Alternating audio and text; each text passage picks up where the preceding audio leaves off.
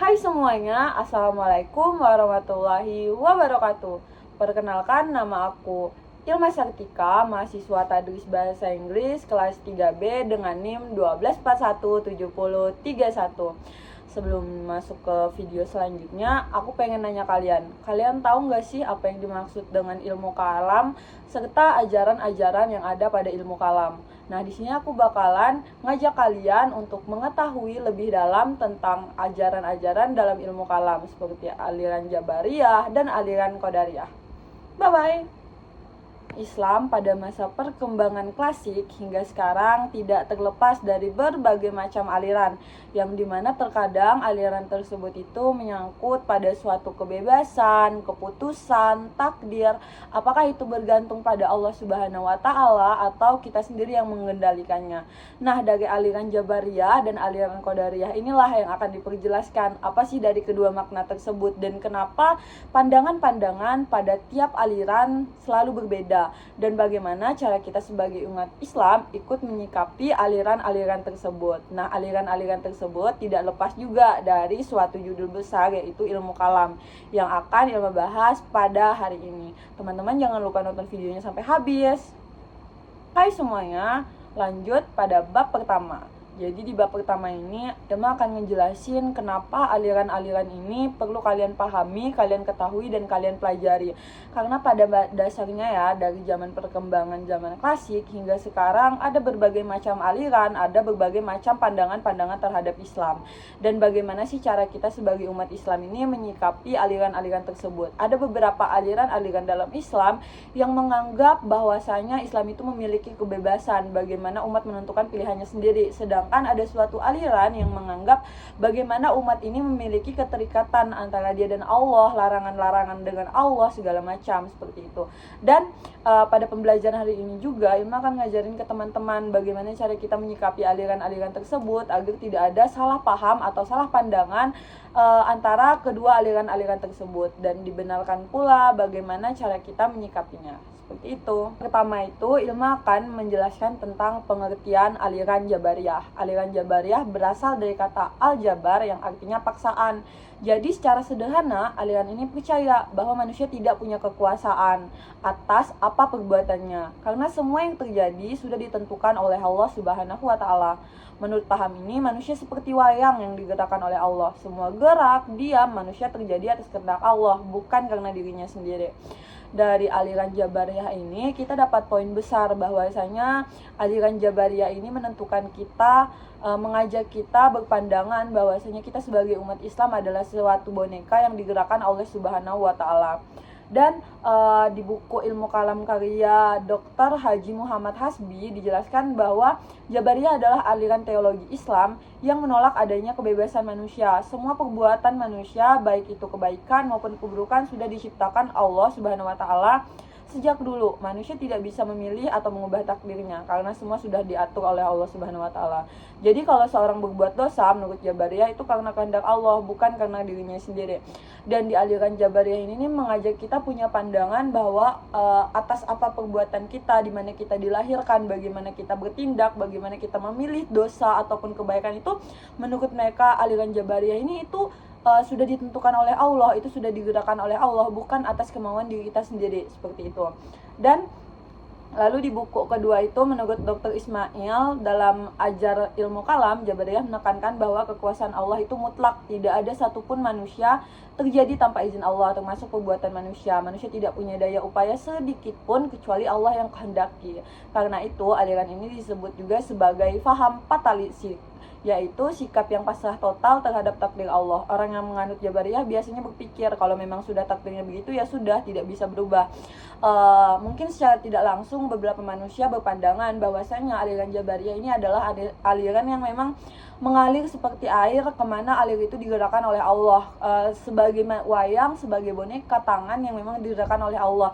Dan mereka tuh kayak sudah berpikiran, ya udah, hidup kita kayak gini, berarti ini Allah yang menentukan dan kita tidak punya kuasa apapun, kita tidak berdaya atas apapun gitu. Kalau misalnya kita berdaya atas kehendak Allah, berarti itu Allah yang mengizinkan seperti itu. Dan salah satu contohnya, jika mungkin kita menganut aliran Jabariyah di zaman sekarang, mungkin jika kita ada usaha, mungkin itu usahanya atas kehendak Allah, dan mungkin jika kita gagal itu atas kehendak Allah, jika kita malas itu atas kehendak Allah. Bahkan jika kita melakukan suatu dosa, suatu perbuatan kebaikan, itu atas kehendak Allah, dan manusia tidak bisa memilih atas apa yang mereka tentukan, seperti itu. Lanjut yang kedua, di mana di sini membahas tentang sejarah dan perkembangan aliran Jabariyah. Aliran Jabariyah muncul pada awal abad pertama Hijriah, tepatnya di masa akhir pemerintahan dinasti Umayyah. Waktu itu dunia Islam sedang ramai perdebatan takdir dan kebebasan manusia. Sebagian orang bilang manusia punya kehendak bebas, lalu sebagiannya lagi menolak dan bilang semua sudah ditentukan oleh Allah. Aliran Qadariyah dan aliran Jabariyah adalah dua aliran yang punya pandangan yang berbeda terhadap ketentuan Allah, di mana yang satunya menyebutkan manusia ini hidup secara bebas atas pilihannya, namun yang satunya lagi mengatakan bahwa apa yang manusia kerjakan sudah terikat oleh keputusan Allah Subhanahu wa Ta'ala. Seperti itu. Tokoh pertama yang dikenal membawa pemikiran Jabariyah adalah Ja'ad bin Dirham. Ia hidup di Damaskus dan dikenal sebagai orang yang suka berpikir secara rasional dan kritis.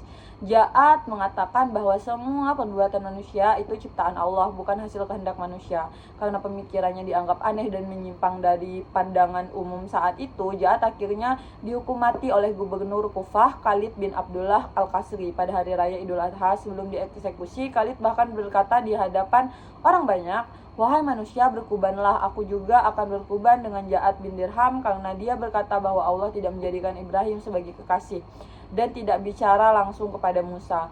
Setelah Ja'ad meninggal, ajarannya diteruskan oleh muridnya, yaitu Lam bin Safwan. Namun jam inilah kemudian membuat paham Jabariyah lebih dikenal luas dan sistematis.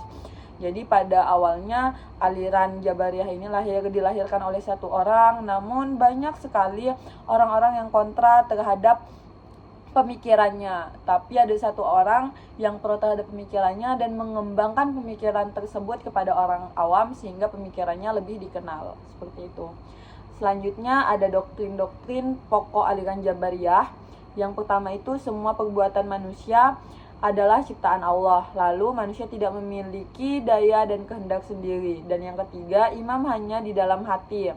Lalu yang keempat, pahala dan dosa ditentukan oleh Allah. Yang kelima, amal perbuatan tidak termasuk dalam iman. Keadilan Allah bersifat mutlak, tidak bisa dinilai manusia, dan segala sesuatu sudah ditentukan sejak azali. Sikap fatalistik, pasrah total. Lalu di aliran Jabariyah ini, dari doktrin-doktrinnya itu secara tidak langsung memang sudah menekankan bahwasanya mereka memang benar-benar menentukan apa yang sudah kita kerjakan dari kita lahir, dari kita di kandungan hingga sekarang, itu memang sudah tertulis oleh Allah Subhanahu wa Ta'ala. Jadi bukan atas perbuatan kita, namun itu memang sudah terjadi karena kehendak Allah, seperti itu. Lalu ada pun tokoh-tokohnya di sini itu ada Jabariyah ekstrim, lalu ada Jabariyah moderat. Itu tuh sekte-sekte dan tokoh-tokoh yang ada pada aliran Jabariyah, seperti itu. Selanjutnya di sini Ilma akan membahas tentang aliran Qadariyah. Seperti yang teman-teman tahu, pengertian aliran Qadariyah adalah berasal dari kata qadar yang berarti menentukan atau menetapkan atau menguasai. Jadi secara sederhana, aliran ini percaya bahwa manusia punya kebebasan ataupun kemampuan bertanggung jawab atas semua amalnya. Dari aliran Qadariyah ini sebenarnya itu tuh mengajak kita untuk memiliki pandangan bahwasanya kita melakukan sesuatu itu kebebasan kita. Beda dengan aliran Jabariyah yang menganggap kita sebagai wayang yang digerakkan oleh Allah. Di aliran Qadariyah ini menganggap bahwasanya kita itu kebebasan atas diri kita sendiri. Jadi kita melakukan dosa, melakukan pahala, kita tuh udah tahu apa kedepannya, itu tuh emang atas diri kita sendiri gitu. Karena memang secara logika manusia kan bisa berpikir ya, jadi mereka bisa tahu kalau misalnya kita melakukan hal buruk kita dapat dosa gitu. Jadi kalau misalnya kita punya keinginan untuk tidak melakukannya, kita bisa, tapi jika kita ingin melakukan kegiatan tersebut, kita juga tahu apa yang akan kedepannya kita dapatkan, seperti itu. Selanjutnya sejarah dan perkembangan aliran Qadariyah ini. Aliran Qadariyah salah satu aliran teologi paling awal dalam Islam yang muncul pada akhir abad pertama Hijriah. di masa pemerintahan dinasti Umayyah ketika umat Islam mulai banyak memperdebatkan masalah takdir atau qadar dan kehendak bebas manusia. Tokoh pertama yang dikenal menyebarkan paham ini adalah Ma'bad bin Juhan, seorang ulama dari Basrah. Ia berpendapat bahwa manusia memiliki kebebasan penuh dalam berbuat. Menurutnya, kalau semua sudah ditentukan Allah, maka tidak adil bila manusia disiksa karena dosa yang tidak ia pilih. Lalu pemikiran bakat dianggap berbahaya oleh penguasa Umayyah karena bisa membuat rakyat berani menentang pemerintah. Waktu itu penguasa Umayyah menggunakan paham Jabriyah untuk mempertahankan kekuasaan mereka dengan alasan kekuasaan kami sudah ditakdirkan oleh Allah. Karena menantang pandangan ini, Ma'bad Juhani dihukum mati oleh Hajjah bin Us atas Safi atas perintah Khalif bin Abdul Malik bin Marwan.